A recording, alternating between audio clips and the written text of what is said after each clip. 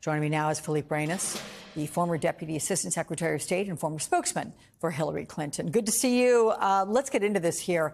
How much can one rally less than 24 hours later blunt the takeaway from the debate?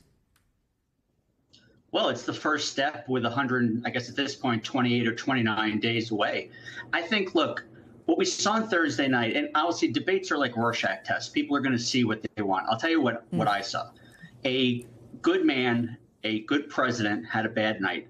A terrible ex-president and terrible person who did a terrible job reminded us exactly what he has done, what he is going to do, and that has translated, oddly, into no real significant change in the polls. In fact, some of them have been in Joe Biden's favor, and I think there's a reason for that.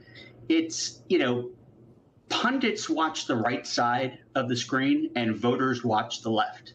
And if you watch the left, you are reminded why Donald Trump shouldn't be anywhere near this office again. And as an aside, I'll say thank God for the muting, because now we got to hear every single word he said, as opposed to all this talk about would the muting help him? It sure did not.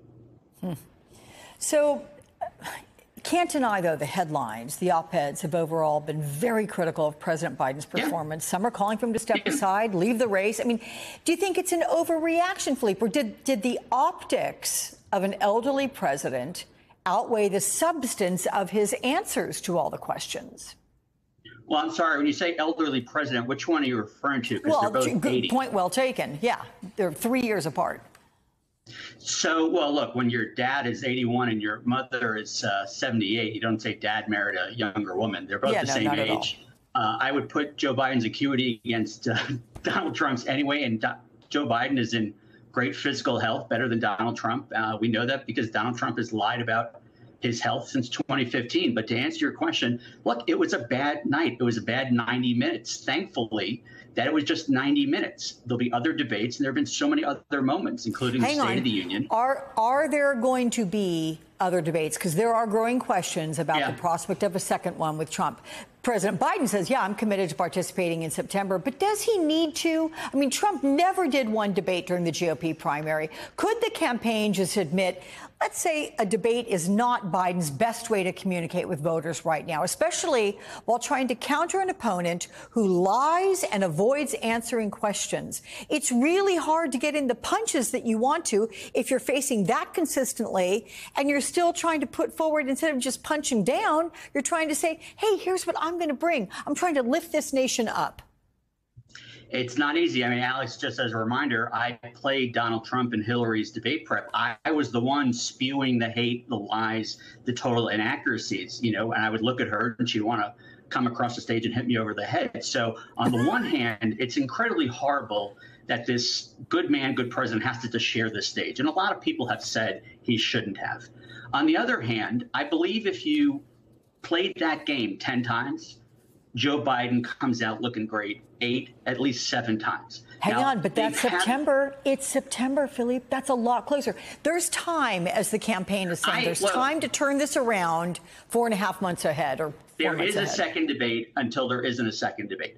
I think was interesting what Brendan Buck said a little earlier is that he didn't see an incentive for Donald Trump to debate. Why? Because he's going to take his ball and go home, because he thinks that he did a good job and that's it. So you're telling me that in this entire cycle of a GOP primary and a general election, Donald Trump is going to debate once? That's pretty poor. That sounds to me like someone who isn't confident in his own take. And look, if I were him, I'd be pretty embarrassed. That was Joe Biden at his worst and Donald Trump at his best, as defined by not lighting himself on fire or shooting someone on Fifth Avenue. And the numbers are still tight as a tick. And I think that's because people remember. And I think there's one more point that I hope voters picked up, and they need to watch him. This isn't just a matter of remembering the 4 years of Donald Trump, the movie that we saw. It's not a scary movie where this time around you know when to close your eyes. He got worse every year. Remember where he left off. You remember he left off with what you were talking about earlier, the January 6th attacks and refusing, or coming real close to refusing to leave office. If he gets back in, he's going to pick up where he left off, and he's going to get worse every year.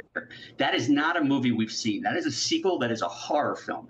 And people need to remember that this is a choice. You might not like the choice, but it is the choice. We have to choose between an older man who is doing a great job and cares about 100% of America, and another older man who is not smart, who did a terrible job, and who has, by his own account, coming into office saying that he wants to get vindication. I mean, think about it. He doesn't even deny that he wants vengeance. He's talking about how he's defining the vengeance. Let's get back to your experience with Hillary Clinton, because some op-eds are blaming the president's team. They're saying they over-prepared him, which stifled his natural debate style. Is it possible to over-prepare a candidate? How would you do that? Would you just fire too much info? Well, yeah, I mean, I know enough people on that team, particularly Ron Klain, who, as you know, was his first chief of staff and who ran the debate prep. I don't think in 5 days, which is what the president had between his 2 trips to Europe and the first debate, or Thursday night, to over-prepare. I think the problem with preparing for Donald Trump is that it's not Mitt Romney, it's not John McCain, it's not Barack Obama. There's no consistency to it because of the erraticism, because of what could happen at any moment, even though it's predictable. Even though his unpredictability is predictable, you have to go through the motions a lot more different ways. And frankly, I mean, I don't know how. I traveled over 1 million miles to 110 countries as a State Department official with Hillary Clinton. I did these debate preps. We do 90 minutes. We would be done, and I would go to my hotel room and sleep for about a day and a half. She would get up, and she would go do fundraisers. She would go do events. I think we're underestimating what Joe Biden does day to day. Donald Trump is, I think, still unemployed, and hopefully will stay that way. But this is, I think, a bit much. It is hard to prepare for Donald Trump. Donald Trump has debated one-on-one 6 times between the 2 cycles in 2016 and 2020. I would say he has done pretty badly in at least 4 of those 6. To the extent that you want to make them performative, just because his last one is not as horrible as previous, that's how we gauge, Donald Trump. For instance, I mean, Joe Biden raised, $14 million in the hours after the debate. If Donald Trump raised $14 million, we'd all be talking about losing debates is great for Donald Trump. Being muted is great for Donald Trump. Being convicted is great for Donald Trump. Joe Biden is going to do his job, and hopefully there are many more moments over the next 4 months for people to see it. It was heartening from what we've seen so far, and I could end up eating my words, but it's heartening so far that people seemed to be open to what he was saying. You had the haters looking at Biden, ready to pounce, and I understand. I'm not saying that it looked good. I'm not saying any of those things. But people who are either just not sure which way to go, they're up for grabs, whatever you want to call it, they were paying attention to how bad the other guy was. In a way, Donald Trump was exposed in a debate in a way that he had not in any previous debate. All right. Philippe Reines, it's good to see you. I'm sure we'll be talking again soon. Alex. Thank you. Hey there, MSNBC fans. I'm Luke Russert, and be sure to join me, Rachel Maddow, Jen Psaki, Lawrence O'Donnell, Steve Kornacki, Joy Reid, and many more September 7th in Brooklyn, MSNBC Live Democracy 2024. Click on the link for ticket information. We will see you there.